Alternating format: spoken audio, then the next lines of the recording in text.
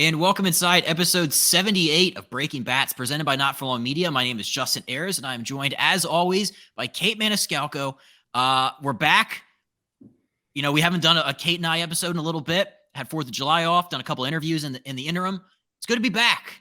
Take back to our roots, as I like to say. Kait, how are you? I'm doing great. This is so fun. Justin and I were in a little silly, goofy mood before we started recording, but we're locked in. It's trade season. I'm ready to go. But how are you? How is your, what is it, Thursday? Yes. So this is a rare Friday podcast.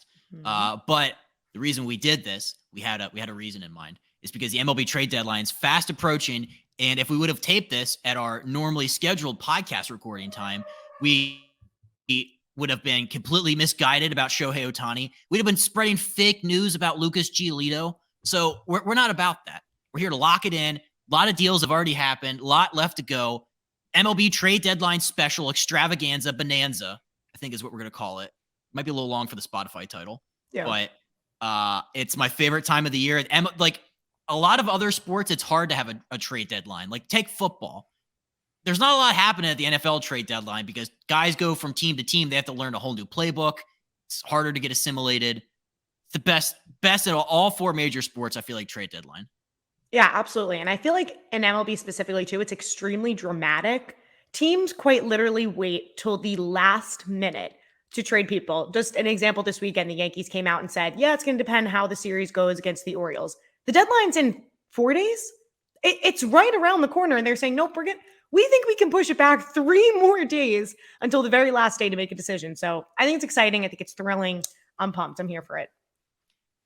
You're right, because a lot is determined about how well teams do in the days up to the deadline. And there is always I think it's is it August 1st? It used to be July 31st, which I love, but they moved it back a day. But I always just get the flashbacks of in college where you had an online quiz due at 11:59 PM. And then there's teams. I just picture teams doing that with trades where they're bringing their laptop to the bar and they're trying to fill in the answers really quick.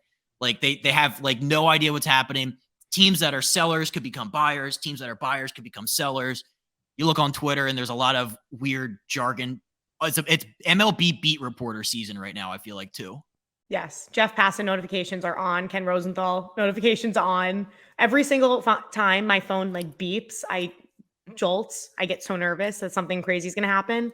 So it gets the adrenaline up, which is what we love. It's great. It's like drugs. MLB trade season is literally like drugs, in my opinion. It's great. It's nice. It's good to leave that one alone. We have a whole bunch of stuff, previews, team previews, a little palate cleanser at the end, just, because we're very, very trade heavy on this Friday. So we'll get right into it. We're going to run down the list. We're going to do a little, setting of the table, if you will, about the teams that are for sure sellers who have already done some selling in some cases. This is a controversial one, but I think the Chicago Cubs, and we'll talk about them more later. I think they're going to be definite sellers. I know they're on a hot streak. I think I'll save my takes for later on in the show, but I have the Cubs as a seller. White Sox, crosstown, definite sellers. Rockies, they're 20 games under 500. Might as well. Royals, A's, Cardinals, and unfortunately, my Washington Nationals. I have those all as definite sellers. Anybody stand out? I feel like the Cubs, it deserves a larger conversation. Cubs definitely deserve a larger conversation. I do agree with all of them. Obviously, I think the one that's most shocking to me, looking at this point in the season, if you take it back to, the winter, is the Cardinals selling at the deadline. It's just nuts. And I think they were the first ones to really come out and say, yes, we're definitely going to sell. We're going to get rid of some guys. It's going to happen. But that one, not right now, it's the most shocking. But if you would have told me this in December, January, I would have been absolutely shocked. Cardinals are all class. That's a first class organization. They're going to get out ahead of it. They're like, hey, no surprises. Everybody's leaving. That's all you could say about the Cardinals. Classiest organization in baseball. Absolutely. I think there's a couple on the bubble, which I'm the first one. As soon as I say it, people will be like, no, they clearly have a direction as the Pirates. I don't think they've technically already been sellers with Carlos Santana, but I don't think they'll be sellers to the degree that people expect. The New York Mets, kind of on that bubble. We'll talk more about them. The Detroit Tigers, that probably could have been a definite seller, hindsight, but they have guys that are available. So I don't know. There's a lot of maybe could be's. I mean, I think the Mets are definitely selling. I know a lot of people say maybe could be. They haven't really turned it around as much as I would have liked them to in July. And I think because of that, they are going to need to sell. That's way too many expensive contracts, in my opinion. But again, we can get more into that later on. Yeah. Yeah. So that kind of sets the stage for where we're at right now on this July 27th, several days out from the MLB trade deadline. We're going to start, though, with our top story because this is somebody that I think most of us expected would get traded, and then he's just not. So Shohei Ohtani, the Angels announced that they are keeping their two-way superstar sensation in LA. He is a free agent this offseason. People were like, oh, man, imagine the trade packages. Even for a rental, probably give up a whole bunch of good prospects for him. The Angels, they're viewing themselves as buyers, and they went out and acquired Lucas Giolito, but we'll talk about that in a second. But first, the Ohtani news that he will be in LA until his vacation in October when they don't make the playoffs. What was your reaction? I want to say surprised, but I wasn't. I didn't think he was going to get traded. I didn't think the Angels were going to give him up. Initially, I said he doesn't want to play for a team that's not going to compete in the playoffs, but they weren't completely out of playoff contention. So I had a feeling he would stay in Anaheim. The Giolito pickup, though, that's what absolutely shocked me. What was your initial Shohei reaction? It frustrated me because the Angels as a team they're so confused. First of all, they haven't made the playoffs since 2014. So I think Mike Trout was like a second or third year. Ever since then, they have not made the playoffs, and it's been a joke, and it's kind of been funny that they've wasted Mike Trout's prime, and Mike Trout just goes home to New Jersey and goes hunting every October. Actually, I don't even know if he'd like to play in the playoffs because that would probably interfere with deer season. So I think he's probably. I think everybody's like, oh, why did he re-sign in LA? It's like, dude, whitetails are in October. It's very specific. Yeah. I want to make as much money as I can. I want to have as much free time in October to go home to Millville. Fair. But I didn't expect them to be buyers because let's check the standings as of today. The Angels are 53 and 49. They're 6.5 out of first. In the wild card, though, I think Ken Rosenthal said that this is the closest they've been to the playoffs since 2017, I think. Yeah, that's 4 games insane. Out of the wild card's the closest they've been to a playoff spot on this date since 2017. They've had Mike Trout that whole time. Yeah. They've had Mike Trout. Future Hall of Famer, arguably one of the best players in baseball. This is such a bad idea. Like this, I know that even as a rental, Ohtani could have brought back a lot, and maybe the Angels were overvaluing what they could have gotten back in a trade for him. But this is the wrong idea. We're going to look back at 2 months and be like, all you got was a compensation pick when he goes across town to play for the Dodgers. Do you think it devalues Ohtani then in free agency? Because do you think he would have been worth more right now as opposed to trying to get him in somewhere else in free agency? That's a great question. I don't know.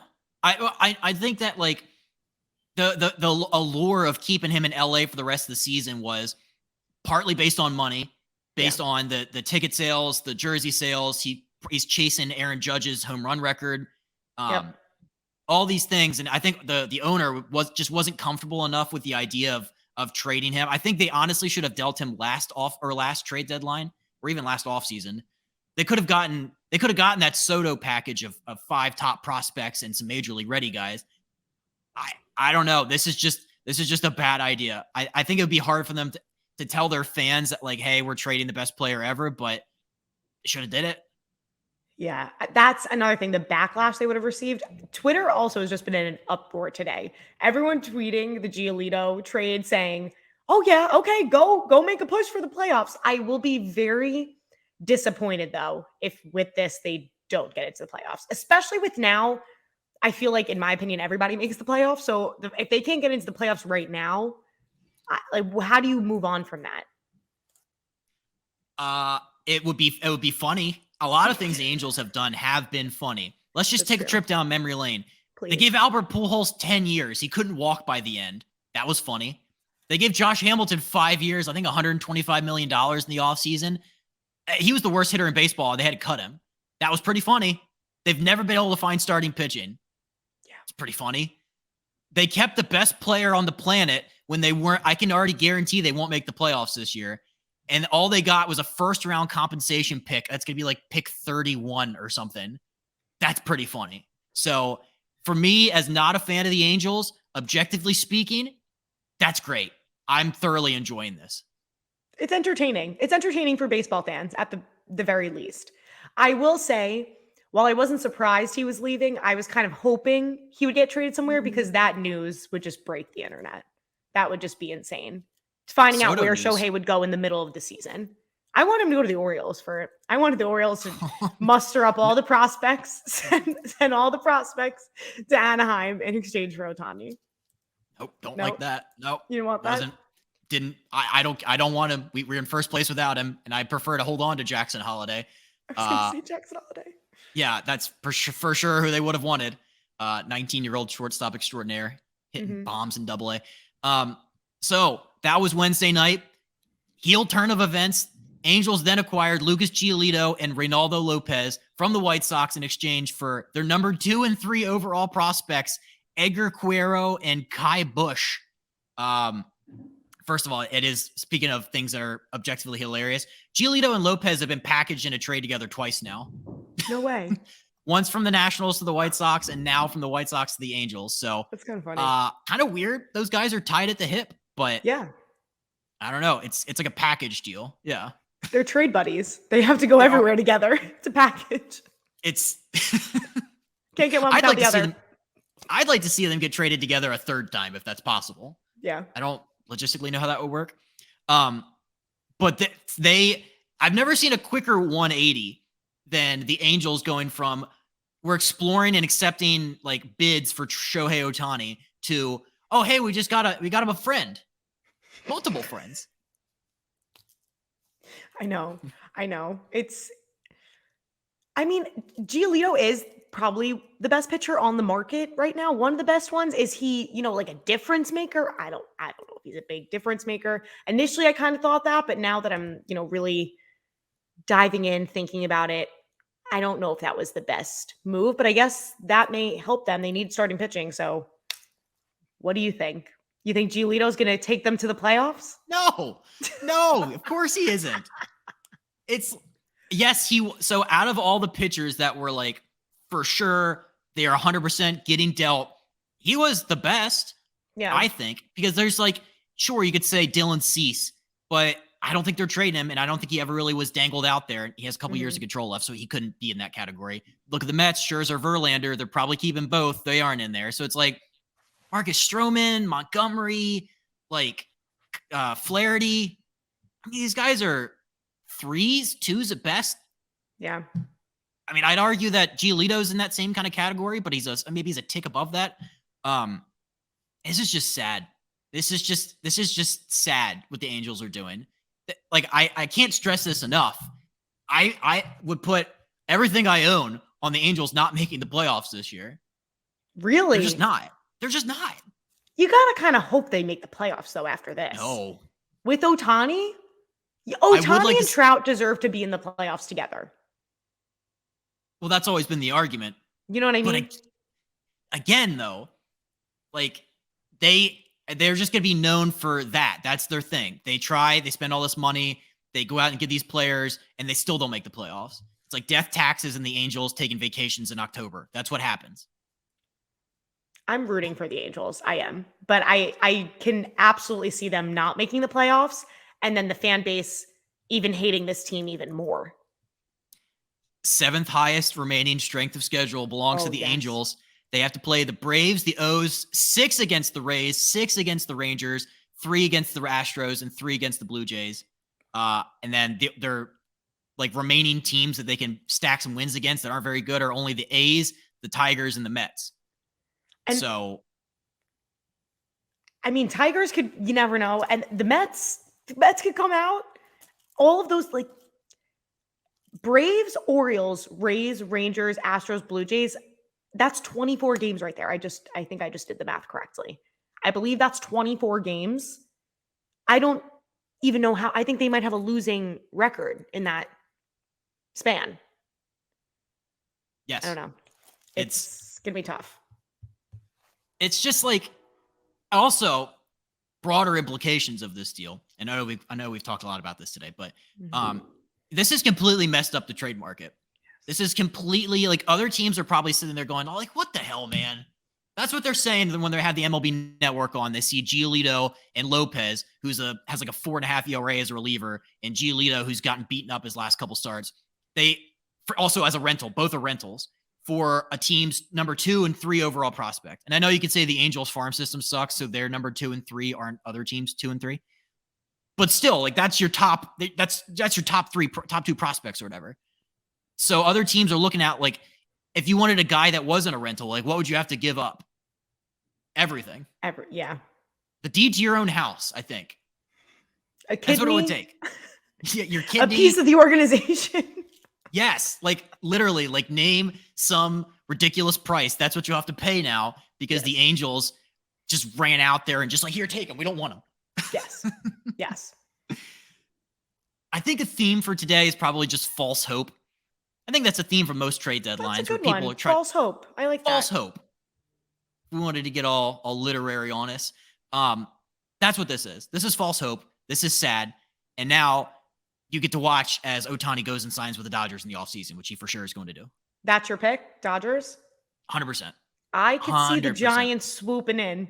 Swooping in, giving him a big package. You drank the Giants Kool-Aid like I have every year. We'll talk more about the Giants. We have some predictions coming up. Yes. So it sucks. As a trade deadline as a whole, it sucks because I was really wanting to see the passing bomb for the Ohtani trade. I wanted the Orioles to trade for Giolito. Yeah. So sad day, bad day. I agree. I mean, can you just think about Twitter? Can you think about someone texting you be like, did you see Passan's tweet? Yeah. I have a friend that probably do that too. Yeah. It'd be so fun. Justin would have sent me it. 2,000,000%. Would have been the first little send. Look. I live on Twitter, so or X. Is it do you call it Twitter or X now? Is that a new thing? Because I went to sign in on my laptop and it was a big X. Yeah, I think he just completely rebranded it. I think it's if you still go to twitter.com, I think it's still Twitter. I don't know. I'll still be on the bird. I'm not going to switch over to Threads.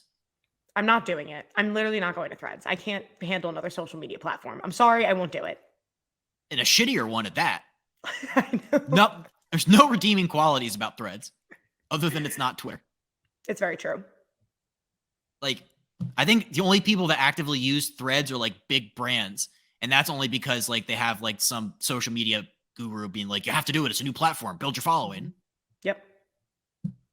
Not about it. I'm not on Threads. You can't find me there. Can't really find content on there too. You can't search by topics. You have to, I don't know. Nope. Threads confuses the scroll me. central. I don't like it. It's good. I like that.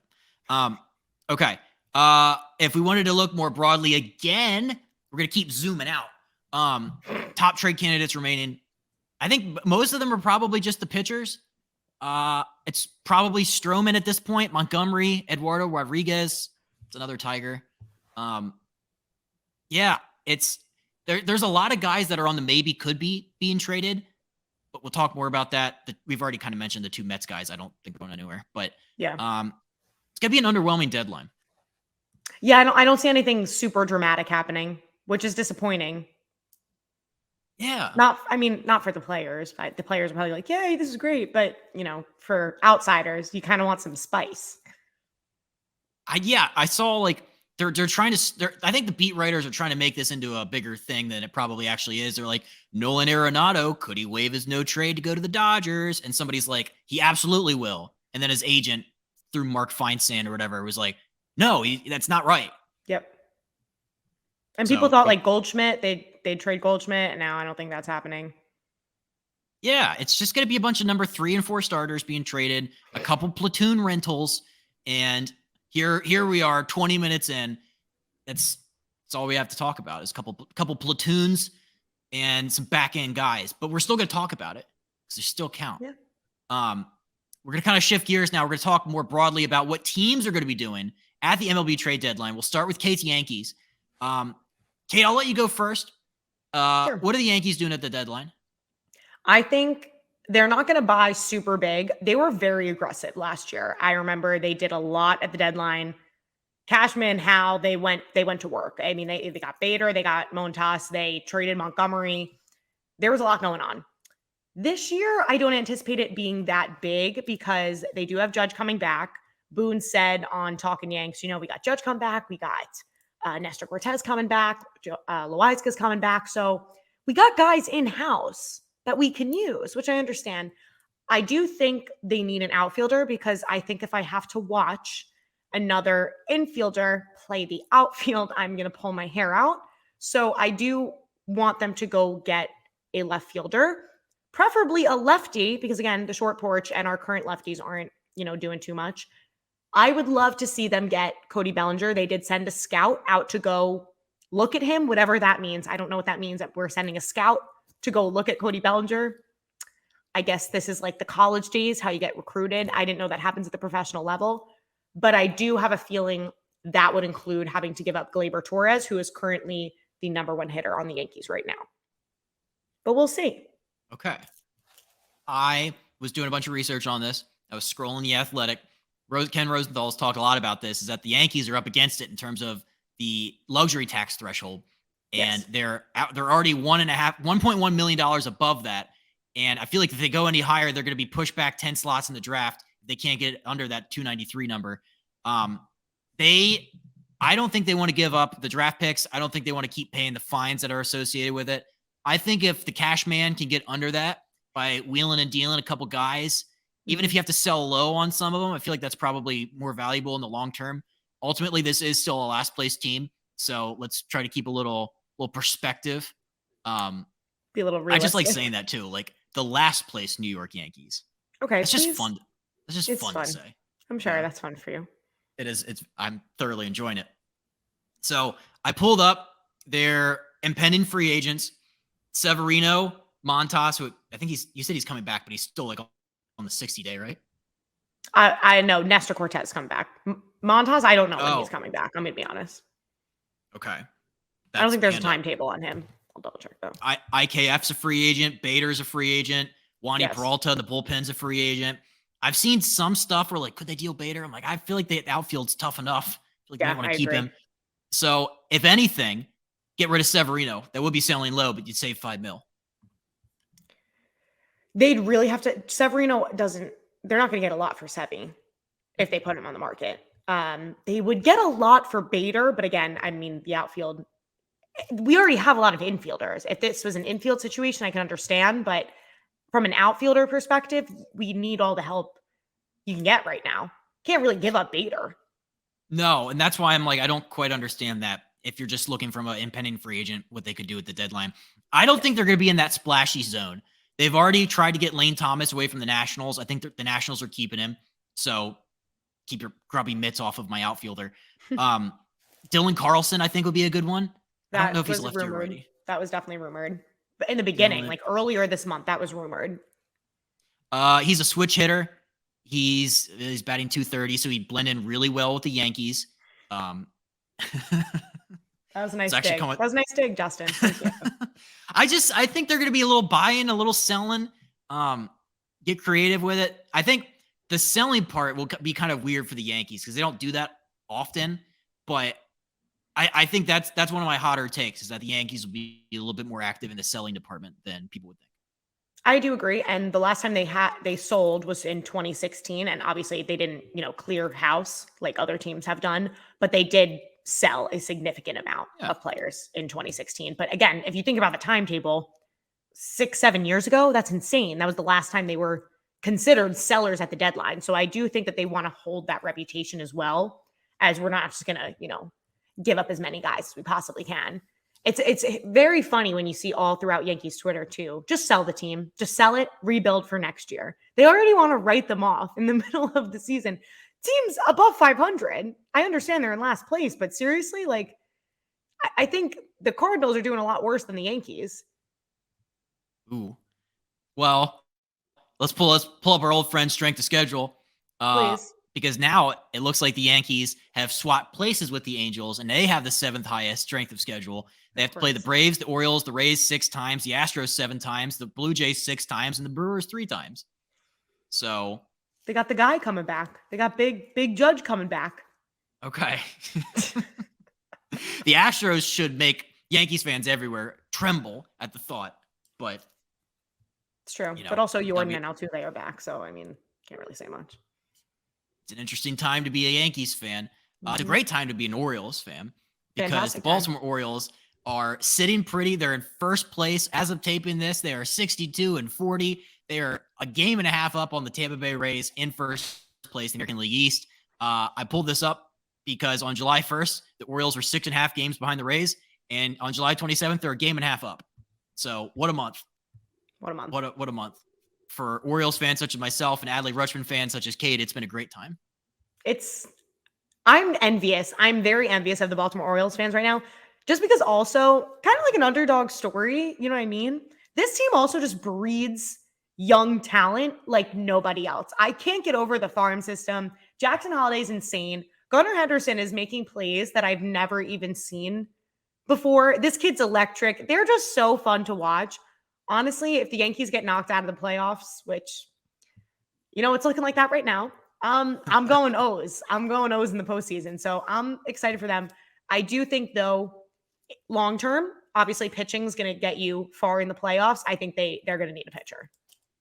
They're going to need, I think, a couple pitchers because, and you're right, they have 7 prospects in the top 77 overall. So shout out Elias and company. They need bullpen. They need starters. And I feel like that could be literally pick any other team in baseball. I feel like those are the 2 needs that every team has. It's like, hey, more pitching. The rotation, it hasn't worked out the way people thought. Like Tyler Wells is your ace right now. I love Tyler Wells, but I think at the beginning of the year, like people didn't expect that is maybe what I'm trying to get at. Yes. Their acquisition, Cole Irvin, hasn't really panned out either. Grayson Rodriguez has pitched better, but he still had a rough start. They need a starter. And the bullpen, I know they have Yanier Cano and Felix Bautista, but getting to those guys is tough. They need a middle reliever. So my prediction is I think they're going to go out, and I wanted Giolito, but he's not there anymore. They're going to get Jordan Montgomery. Lefty into that rotation, has pitched in the AL East, has some postseason experience. Yeah. He's a rental. He'll be cheaper. They can hold on to Jackson Holliday. I think he makes sense more than any other pitchers that are available. I don't think they're going to get Stroman. Stroman has the player option for next year, and he can opt out this year. So it's like if he pitches well, he's a rental, and if he sucks, you're stuck with him. So I don't think that entices a lot of teams. Also, guys had a rough go of it too. Guys had his last like 5 starts. How many runs has he given up? 7, 5, 1, 4, and 5. 7 spot stuff. So yeah, maybe he's tanking his value. Maybe he wants to leave Chicago that bad. Maybe he's making himself cheaper. Could be. I like the Jordan Montgomery pickup. I just looked it up. Last 5 games, 2.43 ERA, 213 opponent average. What's his whip? 1.08. So, and Jordan, like you said, the postseason experience, Monty's good. I think he's good under pressure. I will say, I think he's more of like a spotty pitcher. It's like really good starts, okay starts. So you kind of never really know. Obviously, I don't think there was one pitcher on the market that's like, oh yeah, I wanted to see Shane Bieber there, but he's on 60-day IL, I want to say. He just went on the IL. So obviously that's, out of it. But, and again, we said Verlander, Scherzer, I think they're staying put in New York. So I think Monty is the next best thing. I agree with the Monty take. I like it. It would have been Dylan Cease, but even he has a 4 ERA. So it's like he hasn't been on it this year. So I think given what's out there and what the Orioles could do, I think that also don't sleep on this. And I told this to my friend who's an Orioles fan, and he called me a dum-dum because he doesn't think this is going to work. But they could also be players for another outfielder. And I know they have a gluttony of position players right now, they have a hard time finding playing time for the guys they have already. But Mullins is still on the IL. Hicks is on the IL. I know Mullins has just started running again, but in the event that they are looking for outfielders / utility players, I have two guys, and I want to be first. I want the credit to go to me in case they ever actually do go to Baltimore. So please credit Heirs for President. Nick Senzel on the Reds. The Reds are in the same spot we are. They got too many position players. Nick Senzel has 2 years left. He mashes against lefties, hits .333. Guy plays 5 different positions too, so he can circle around a little bit. I think he could be a very interesting piece if you wanted to platoon him with somebody in the outfield, like a Kowser. Also, Randall Grichuk, probably the best platoon outfielder available. Guy mashes lefties, hits 360 off of them. He's batting .313 on the season overall. So please credit me in case either one of those go to Baltimore. Thank you. I liked that pitch. I'm a big fan. I agree with both. When you mentioned the Reds, I want your take because I know you're a big Reds guy. Justin knows a lot about the Reds, so I do want to ask his opinion. When I saw, and we mentioned this weeks ago, when they called up Ellie, Justin said on this podcast, I really hope they don't trade Jonathan India. And it's rumored that he's on the market. Where do you see Jonathan India going? If you had to predict. It sucks because, like, I know this is a big topic of discussion on Reds Twitter. Kirk Herbstreit has weighed in on this topic. I think they keep him.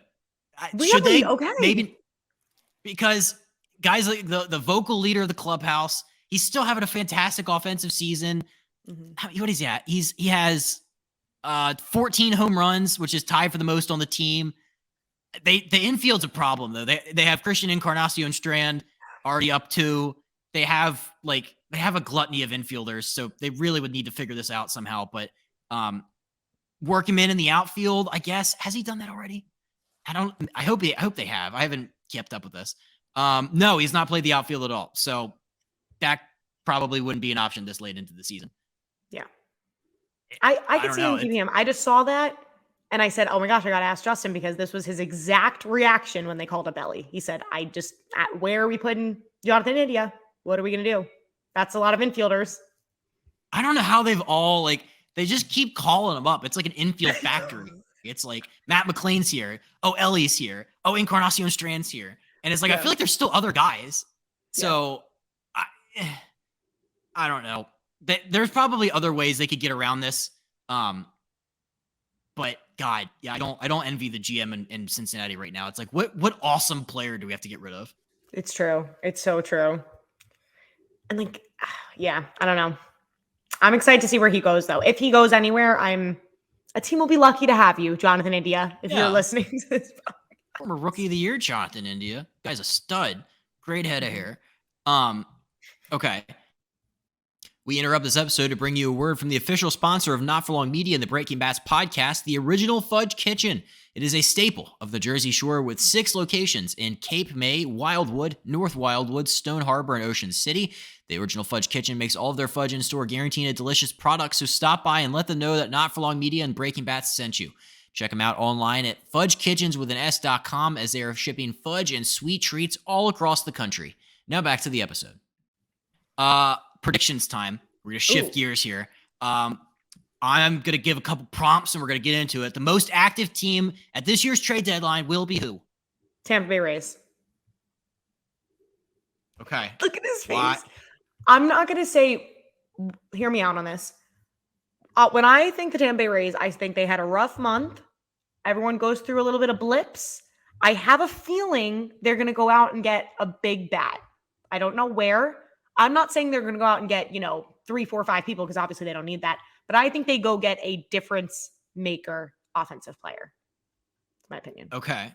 They were sniffing Ohtani, and also they're sniffing in on Bellinger, and they're also checking in on Lance Lynn and Eduardo Rodriguez. So they're kind of just shotgun approach. Like, who's available? We'll take whoever. Oh, I could see Lance. That could be a good pickup. Lance Lynn to the Tampa Bay Rays. They could definitely use another pitcher. So that could be fun. Everybody could use a pitcher. Everybody can use the other pitcher. Literally every team is like, should we get another pitcher? It's kind of like when do you think, should we get another pitcher? It's like when you're at a bar with your friends and somebody's like, should we get another round? And it's just kind of like, I think we could probably do another round, right? We could do another one. We could I think we definitely could do use another one. Yeah, waiter, please. I think we're gonna do one more round. I don't know. I think we're getting another round. Mm-hmm. I think that's what the Rays and I think that's what pitching is. It's another beer at the bar. I think the most active team at the deadline will be the Texas Rangers. Ooh, okay, good pick. Good pick. They're feeling the Astros breathing down their necks. It's been a wild series down there in Houston. The offense is fine. Maybe they could look for another outfielder DH type, but that rotation could use some help. I know that like guys like, the potential AL Cy Young, Nathan Eovaldi's good. Like Sean Gray has been good, but that back end, I don't think they're completely sold on like Martin Perez and Andrew Heaney. So that being said, I think there'll be players for some starting pitching. The bullpen is also like one of the worst in baseball. It's the fourth worst bullpen in baseball, even with Chapman. So expect them to be playing the bullpen game, trying to see what arms are out there. I haven't seen a lot of non-closers mentioned. Every time I see like bullpen pieces, it's like Hader, Bednar, and it's like, give me a middle inning guy. Yeah, give me a mid reliever, please. So I don't know, maybe Jordan Hicks. Just literally pick a Cardinal. But they're just offering up the Cardinals for sacrifice. Ooh, nice sacrifice. Yes, I will accept this St. Louis Cardinal into my team. So I think that'll be the Texas Rangers this year. All right, the mystery team. There's always a mystery team. I love it. Eat hot stove time too. There's always one that swoops in. Who's swooping in? To do something big?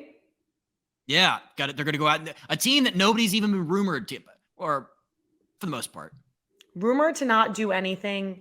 Ooh, maybe the Toronto Blue Jays go out and do something wacky. I'm sticking with my AL East because I feel like they could also, now I sound like a broken record. They could also use pitching, but I feel like everyone's kind of sleeping on the Blue Jays right now, and they're ahead of the Red Sox and the Yankees, so I could definitely see them going out and doing something at the deadline. Okay. That would be pretty zany. I think San Francisco Giants, and we talked about this briefly earlier, but I have just picked the Giants as my sleeper team, my mystery team. They were in, let's not forget, they were in on Bryce Harper, they were in on Stanton, they were in on Judge, they almost had Judge, they almost had Carlos Correa too. So they want to get that guy. I think they go out and they fill the shortstop hole because I love Brandon Crawford, but that guy's tough to watch. So Paul DeYoung, literally pick a Cardinal. Welcome to the Giants. I think they go out, and also I think they probably get another pitcher if they can. But that could also just be any other team because it's just like Logan Webb and Alex Cobb rock, and it's like you look at the back and you're like, yikes. Yeah. It's tough because I feel like a lot of teams need pitching, and there's just not many on the market. I think this third wild card's really messed that up. Going back to false hope, teams that are like 6 games out of that third wild card are like, are we going to mess around and go to the playoffs? Can we get to the playoffs this year? I think we might. I think we're going to the playoffs. Yeah.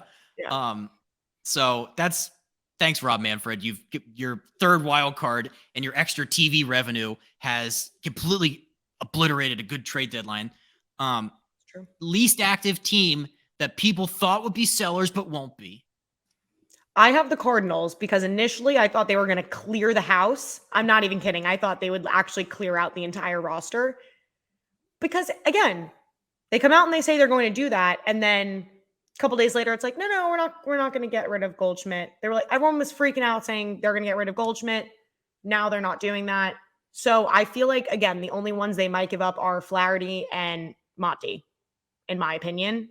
And I don't think that's really clearing the house. I don't think people are really going to, no offense to these two pitchers, love them to death, but I don't think people are really going to cry about them leaving. Like, I don't think it's a heartbreaking type of thing.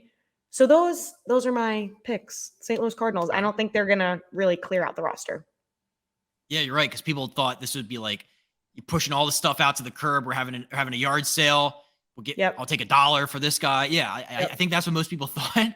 Yeah. But yeah, you're right. To this point, they haven't. My team is in that same division, and they've already technically sold today. But I think that's it. Pittsburgh Pirates. The Pittsburgh Pirates thought people think that they just assume that their all-stars, Mitch Keller and David Bednar, are as good as gone. This is a last place team. They had that good run, and now they're 45-57, and they're 11.5 games out of first place. They're like, write the Pirates off. I think the Pirates, their GM, Ben Cherington, he recognizes that at some point you have to keep some of these people. And at some point, this team will be good again. And that's kind of the theme for a lot of these teams. It's like, you can't just be sellers forever. So I think though Santana was a rentals, they have him, he's a free agent. But I think they keep Bednar. I think they keep Mitch Keller. You build around him. People just assume that Brian Reynolds will be gone too, and he resigns. So it's a new era in Pittsburgh. I think they see the winning formula. It's there. I don't think this is it. No more selling. Please. Just please don't sell anymore. Okay. I can see that. I'm begging you. I'm on my hands and knees. Please stop selling. We've had enough. We don't want to see it anymore. No more. The buck stops here. Please. Okay. Team that will regret their trade deadline the most. I think if the Mets don't sell, they are going to go into, like, if you are the New York Mets, how do you not sell at the deadline? And everyone's saying, no, but they can, again, the false hope thing, they could still make the playoffs. You're paying Verlander and Scherzer a ungodly amount of money to not do what they are supposed to be doing. The team is a mess. They can't catch a pop-up in the infield. Like, I feel like, honestly, at this point, you sell and you start rebuilding for next year because there are too many pieces that are not working out as well. Lindor's not having a great year. It's just been a nightmare for Mets fans. And you went out in the offseason, you spent so much money. At the very least, you can get maybe a fraction of some of that back and rebuild for the next year. Maybe instead of, going after the older guys for millions and millions of dollars, we start to really focus on the farm system and get young top talent. Just my opinion. Obviously, you keep some of the veterans for postseason caliber in 2024. But again, I think, look at the Orioles right now. They're using all young kids and they're doing fantastic. I'm sorry. I'm very passionate about that. No, because you're in it. You live it. You're on Long Island. You experience this Mets frustration kind of leaks into your everyday being. I'm right there with you. I think I had two teams. I had the Padres and the Mets. But with the Mets, they're the oldest team in baseball by far. Like Scherzer, Verlander, they're making $86 million combined. Verlander is weirdly like attached himself to, he's like holding his breath and he's like a little kid in Walmart that's like, no, I don't want to go. He's just like stomping his feet and holding his breath until he turns purple. That's what Justin Verlander is doing with the Mets right now. He's like, I came here to win. I only want to win here. I swear to God, I'm never leaving. You have to drag me out on my cold, dead corpse. It's like a weird thing. It's like Verlander, like chill out, man. Like we get it. Like obviously the idea when you go to a team is that they would not suck and that you would be able to win there, but it's not working because you're a cool 17.5 games out of first place. So just let it go, man. Jesus Christ. Yeah. I could see him going to the Giants though, low key. They were rumored to be looking at him. Just saying. That could be a big one. That would be a fun one. There's teams that like could definitely use Justin Verlander. Like he's kind of leveled out. He did suck when he's like first half of this year, but he's definitely kind of leveled out. He's doing better than Scherzer. But yeah, I just thought it was weird the like holding his breath until he like collapses part of Verlander. It's like, no, I'm a Met. I'm going to be a Met forever. I will die as a Met. I will retire as a Met. Leave me alone. Who spend all this money. The Padres have spent all this money, and it would be a tough sell to tell their fan base we suck, even though they do. But they haven't admitted it yet. Their actions have led you to believe that they don't suck to this point.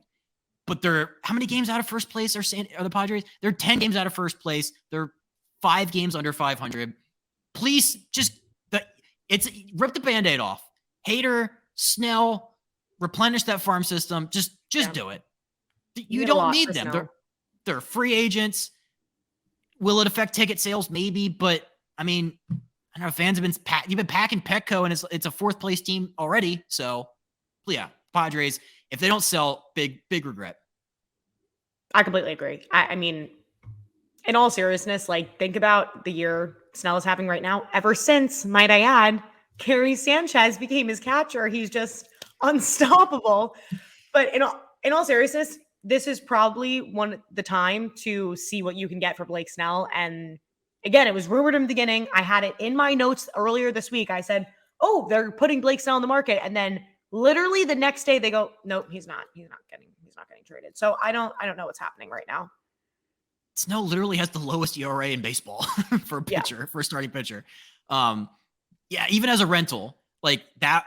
If you just saw what the White Sox got in exchange for Giolito, you could get way more prospects for Blake Snow. So yeah, that's an easy. And then also Hader's ERA is under 1, so that's a no brainer.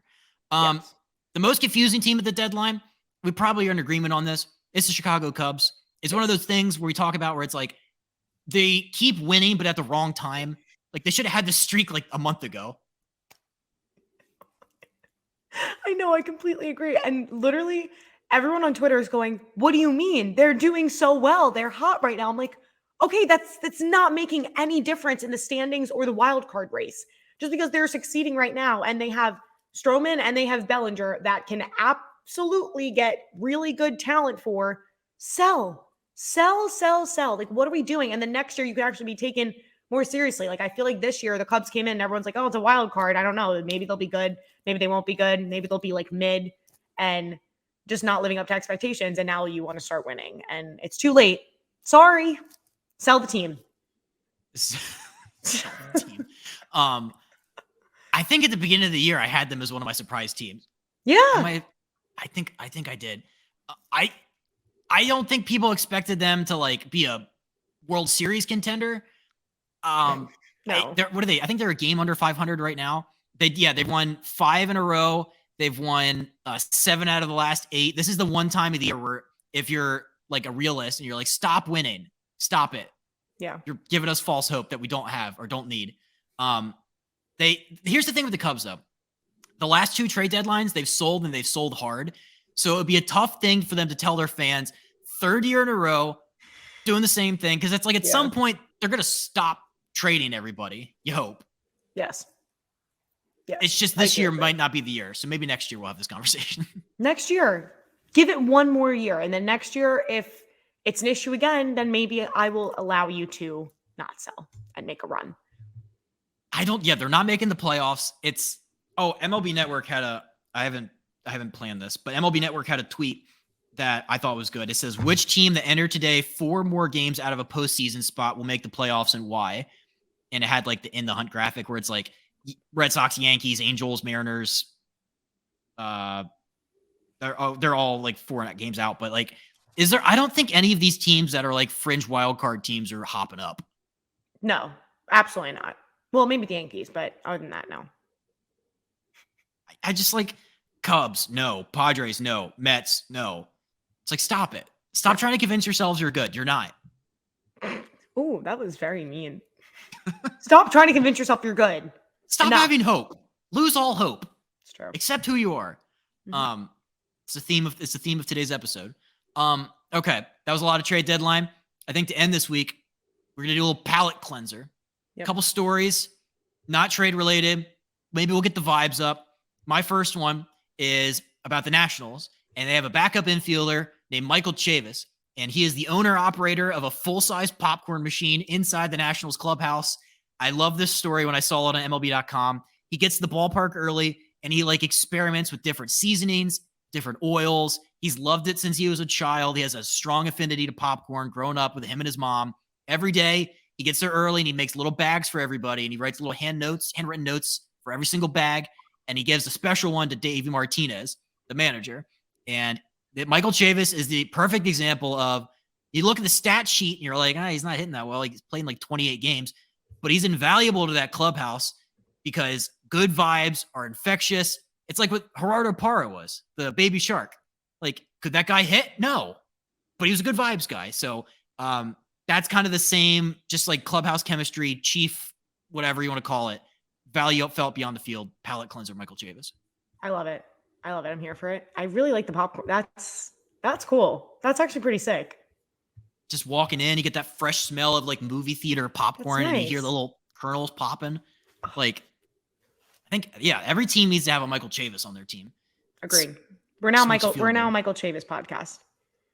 He is very funny. I have seen some of his videos and like interviews that he's done. I had another one. I think it's hilarious. The epidemic of people wearing Yankees jerseys with the name on the back. We've talked about it at nauseum, but we're talking about it again because I saw this on Twitter the other night. Don Van Natta Jr., no idea who that is. He tweeted out a photo, said, "Stay in school, kids." And it was a photo at a Yankees game where a guy had a Joe DiMaggio number 5 jersey on, and it had the name on the back, but that wasn't even the worst part because they misspelled DiMaggio. DiMaggio is spelled Dimaggio. This guy's fake jersey from China probably says Dimmagio. I don't even know how you would pronounce that. Kait, how would you pronounce what his jersey is? DiMaggio. DiMaggio. This just gets even worse in the sense that this man's number is retired. It's literally retired. Like, I don't understand how you get that spelling wrong. Are you out of your mind? Like, that is what's the most mind-boggling. I'm like, this is like having, like for current people, like Jeter's name spelled wrong on the back of a jersey. Jeter with a G. That's a disgrace. You'd get kicked out of Yankee Stadium for that. They'd be like, oh, like Jeter, like Jeder. Like if someone had that on the back of the jersey, they would literally kick them out of Yankee Stadium and say, "You don't belong here. Sorry, I don't make the rules." Somebody needs to police this. There should absolutely be some sort of like, hey man, you can't come into the game today. Or hey, how about this? You have to become a Mets fan now. You do this at Yankee Stadium, you have to become a Mets fan. Yep. I think it was the Subway Series too, right? That you sent me them? I'm pretty sure it was. It was on Tuesday. From the 26th. I don't know when this. That would be unless the photo was taken another time. I think it was probably from the 25th because this guy did it in the morning. So but yeah, funny. that's you can't have it. Literally, yeah, one of the all-time greatest Yankees. Like, they don't make jerseys like that. Like, it's not like a baseball card where it's like a cool thing to have an error. It's like, it's like this is a misprint. It's like, no, dude. You got a name on the back of a Yankees jersey and you spelled it wrong. So, I just thought that was funny. I want to put this out on TikTok again, and I want to see what the comments will be. People are like, "Oh, just let the guy do whatever, man. It's his jersey." You can wear it on the back as long as it's not spelt wrong. That can be the new rule. If that the new spell rule? the player's name wrong, are you out of your mind? Are you actually out of your mind? And also, DiMaggio, you spell his name wrong? I'm sorry. I'm heated now. Now I'm mad. That really pissed me off. God. It should piss everybody off. It's embarrassing. So that's crazy. Yeah. As soon as I saw that, I'm like, given our long-standing history of names on the back of Yankees jerseys, I think we might be the preeminent source for all things back of jersey name jersey. I think I just had a stroke. You got it. You got it. But you know what I'm talking about. Yeah. Had to bring that up. Was there anything else that you've seen around the game that kind of, before we wrap up this week? Oh, I'll add a little guy in there. So yesterday, again, if you listen to our podcast for a while, you know Justin and I don't call benches clearing brawls because they're not brawls. There are no punches thrown. Again, we need to come up with another word.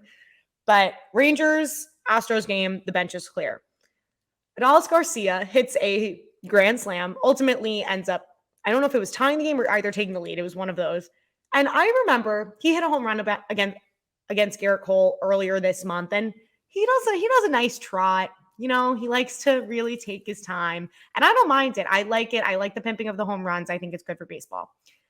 Apparently, the Astros had a little bit of an issue with that because then the catcher goes up, says some stuff to Garcia. The bench is clear out. And again, no punches were thrown, so it's hysterical. But if you look there was a clip of the bullpen running out, and it's Chapman and Altuve just sitting there like shooting the shit, hysterically laughing during the benches clearing brawl. I thought that was so funny, especially because I think it was Chas McCormick 2 nights ago that hit the bomb off of Chapman, and then the Astros ultimately ended up winning the game. And then everyone was like, oh yeah, Altuve tossed the torch over to McCormick. Now he owns Chapman too. And then actually Chapman and Altuve are just sitting there shooting the shit. I thought that was so funny. But yeah, again, bench is clear. No punches were actually thrown. But what's really good is the Texas rivalry is still alive and well, which we love. Again, both vying for first place. So I'm here for it. I think it's super fun for baseball. As a Rangers podcast, I would like, it just pissed me off because they went high and tight on Nate Lowe. And I'm like, and then I think he had a home run on the neck in the same at bat. So it's like, good for Nathaniel. Yeah. I think he goes by Nathaniel. I don't know why I just called him Nate. You guys are close like that. Yeah, we're boys. 2-time recurring guest, friend of the pod. Yeah, what a wild scene. My favorite part of all of that was just like the bullpen catcher, full sprint. That's the hardest that guy's ever run in his life. He has a chest protector still on.